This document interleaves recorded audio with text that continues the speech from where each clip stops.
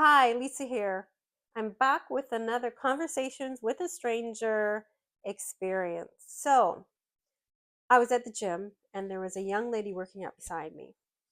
Actually, she wasn't working out, she was on the phone and I could hear her conversation. I was being a little bit nosy, but I mean, truthfully, she was not quiet. She wasn't loud, but she wasn't quiet, but I could hear everything. And I could not listen.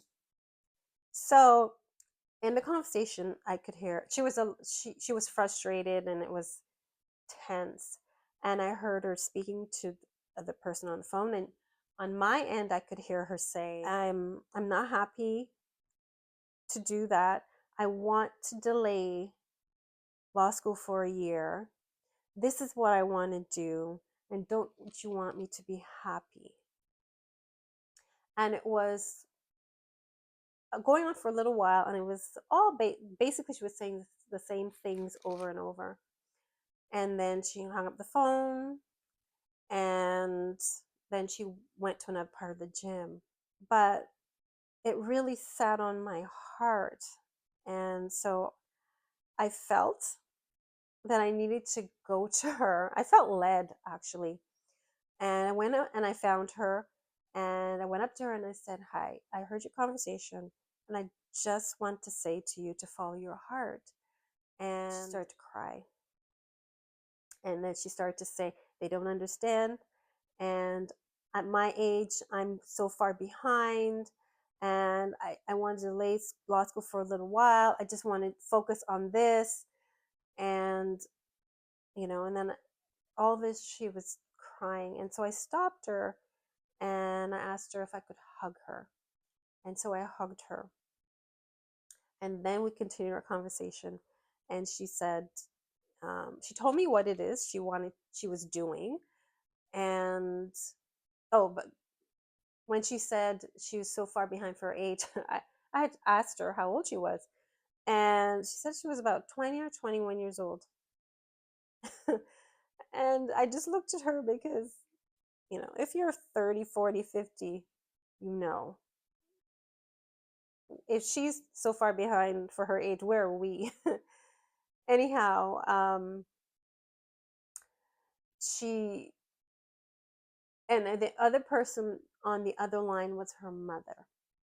And I said to her, Your mother's concerned, probably because she just wants you to be financially secure, and it's a great opportunity for you to go to law school, and you got in and all of that. But she really wanted to do her business, and she wanted to delay law school. She wanted to focus on this business. And when she shared it with me, it was a lucrative business, and I had asked her if she was making money from it already, and she was. And she had a plan in how she wanted to expand and all these things, and it's really good, lucrative business. So I suggested to her that she write down her plan, because when I said, "Oh, there's so much you could do with it," she was so excited. She goes, "Yes, I have all my plans. I have my goals. I have my milestones. I have my all of that." So I suggested to her to have it all written down, organized, take it to her parents, and show them what she wants to do. And she will delay law school for a year or two. She will focus on this business and growing it. And if in 2 years it's not where she would like to be, she can go to law school.